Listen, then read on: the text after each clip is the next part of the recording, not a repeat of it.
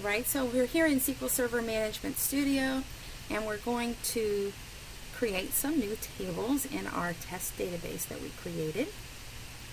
So I'm going to click on New Query, open up the query window, and let's create this trans table as shown in this table to the right. So as you see, make sure you are not in master. One way to make sure you're not in master is to type use test, and that will get us into the test database. Then I'll type go. Now let's begin the SQL to create the table. Okay, so I started with the basics, create table trans, and I have a pair of parentheses.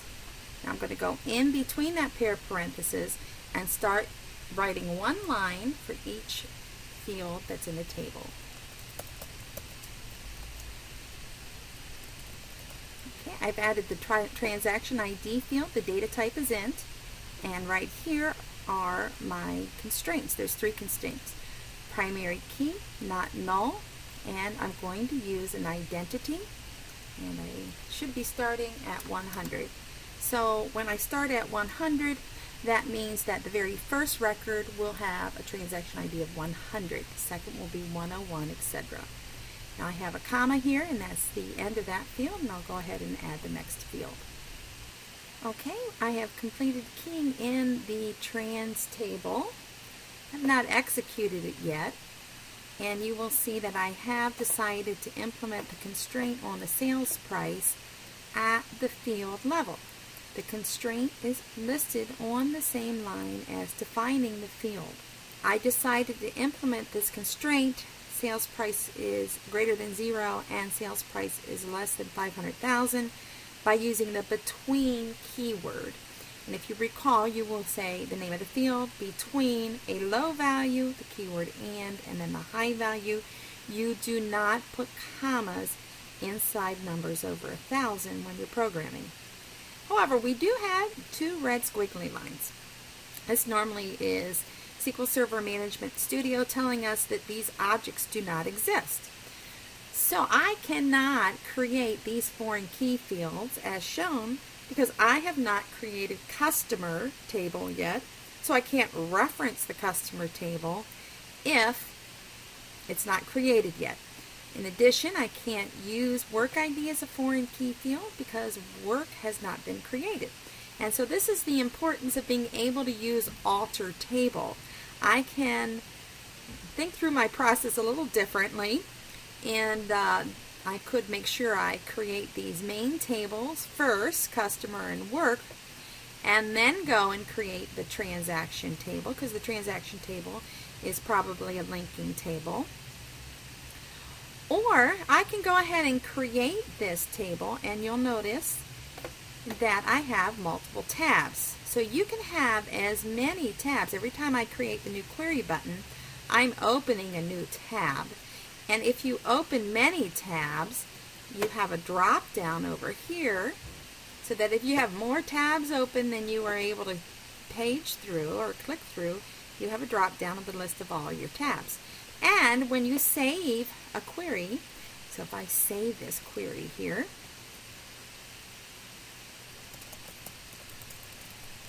so if I decided to save this query, you will notice then the query name is changed up here. Okay, so I've taken this query and I've copied it over here, removing these foreign key constraints. And as you can see, I have executed it. And without those foreign key constraints to tables that do not exist yet, this executed fine. I did go ahead and line up these columns here, and again, white space is ignored in SQL. So you can put as many tabs or blank lines as you want for readability. So again, here's my create table, a pair of parentheses. I like to put each field on a separate line. Lining up really helps make it easy to see what you're doing. I have the check constraint here, and then below this I have a constraint that's not defined on one field. So the last field defined is sales price. An additional constraint is added, and I've given that constraint a name of check date acquired. And date acquired must be before you sell it. So Then I execute it, and this turned out okay. So let's expand the test database over here. And you will see in Object Explorer, here is my dbo.transtest. So I called this trans test when I renamed it. And if you expand here, you will see here are the columns that we've added and some information about the columns. Numeric data type, by the way, is the same as decimal data type. And here is my key. Now, because I did not give a name to my primary key, SQL Server gave it this odd name. So there is a lesson. If you do want to be able to access your primary key, you probably want to name it yourself. And then here are my two constraints. So one is the name I gave, check date acquired. The second constraint is this field level constraint, which I did not name, and again, some odd concatenation of values there. And you will notice that because we have created a primary key, it is indexed on the primary key, and this is always true. Notice the word clustered. It is a clustered index. Normally, when you retrieve records, multiple records from your table, it's normally going to be sorted by the clustered index, which by default is the primary key. You can only have one clustered index per table. So that's what clustered means. Hey, what are you going to sort by? Usually, if you don't indicate, it's going to be by primary key. You can always retrieve records and use an order by clause in the SQL select statement to make it whatever order you want the output to be in. Okay, let's take a look at how you would create a table, okay, using the Object Explorer. So I'm going to go to Test, then I'm going to go to Tables and right mouse click and New Table. So let's say I wanted to create a customer table and I wanted that customer ID. And it's going to be an int. Okay, and I'm not going to allow nulls. It's going to be the primary key. And I want it to be the primary key. So do you see up here? I can set the primary key right there. So that indicates very much like access if you've had access before. Now I'm going to come down here to properties and I can set column properties.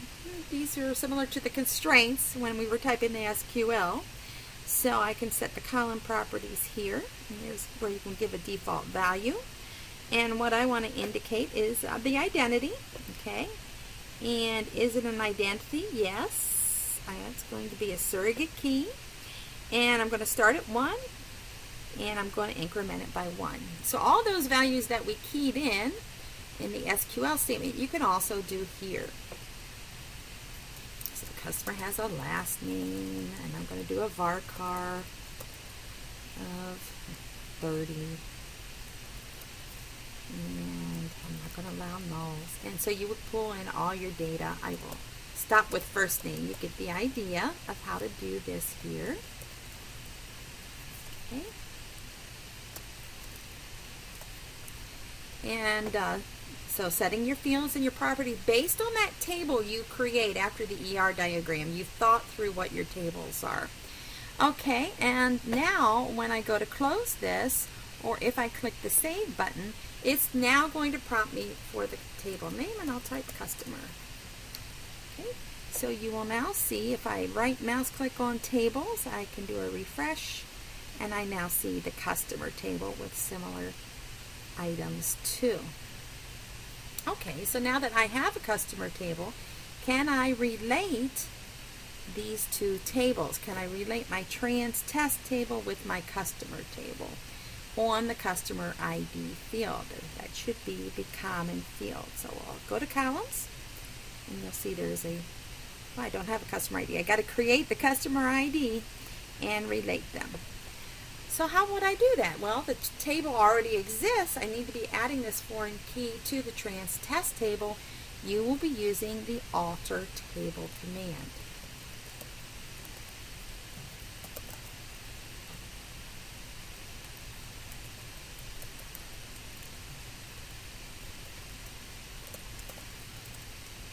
Okay, so here's my altered table. Trans test is the name of the table. I'm adding a field called customer ID. The data type is int. And there's my constraint. It's going to reference the customer table, customer ID. Let's go ahead and execute that. And you will see that it was correct. Again, if it's not correct, you're going to get a red message here. SQL Server Management Studio tries to tell you what line number was an error. And of course, the more experience you have in looking these error messages, the easier it is to decipher what you've done wrong. Okay, so let me show you this thing called database diagram. Now, when I clicked on database diagram, this is going to happen to you. This is not an error. It says a message like this: do you wish to create them? And we're going to say yes. So now I'm going to create a new database diagram, and I'm going to indicate to add both tables. And you will see that because I've already done the alter table command and joined customer ID to customer ID, you see a link between these two tables. And you can look at the properties of that link. Okay, so I right mouse clicked right here on the line. That is the relationship, and it's indicating the name of the relationship. And I have not indicated what to do if I delete. What should I do if I delete a customer over here? Should I delete the transactions? No. And right now it says no action. I'll say no, set it to null over here. So if I delete customer 3 here, all the 3 transactions will be set to null according to that rule.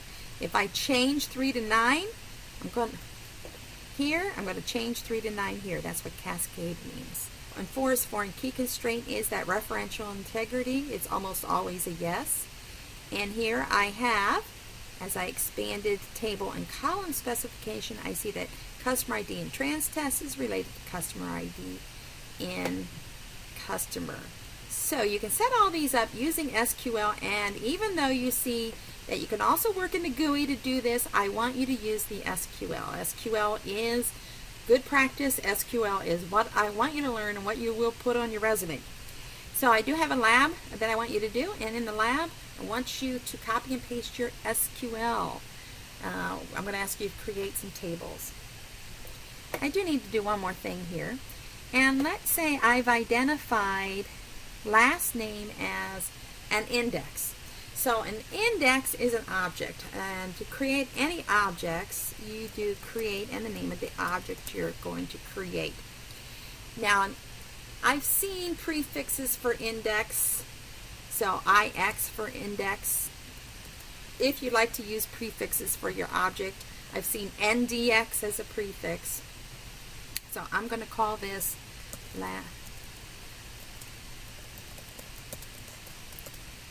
So I'm going to call this, the name of this prefix, IX underscore customer last name, because I'm indexing the customer table on the last name field. So I've created an index, and I've indexed on customer table last name field. And so you will do create index. You make a name for your index up, on, and then the table name followed by the field that you want to index on. Over here I've expanded indexes, and you see there's the name of my index. It is not unique. So you would do this for secondary keys. Notice it's also not clustered. You can only have one clustered index. You may also index on multiple keys. So if you wanted to index on the entire name, you can do last name, first name, which is often you will have report sorted by last name, first name order. So that's an index you could create. And I'll change the name of this to customer name. And you'll see that that has been created. I'll come over here and refresh. And there's the customer name index. If you've identified a candidate key is unique. So I might have in the create unique index, social security number. If I happen to have a social security number field in here, we know social security numbers are unique, and I could put the social security number in here. However, if I turn the IntelliSense on, I'm right mouse clicking and turning the IntelliSense on, You'll notice it says that that's not a valid value because I don't have social security number in here. But that would be an example of a field that you identified as a candidate key, and you're not going to make it the primary key, so you would use the unique constraint. Okay, so we got Lab 1 for you to work on, getting practice on creating databases in SQL Server Management Studio, creating tables.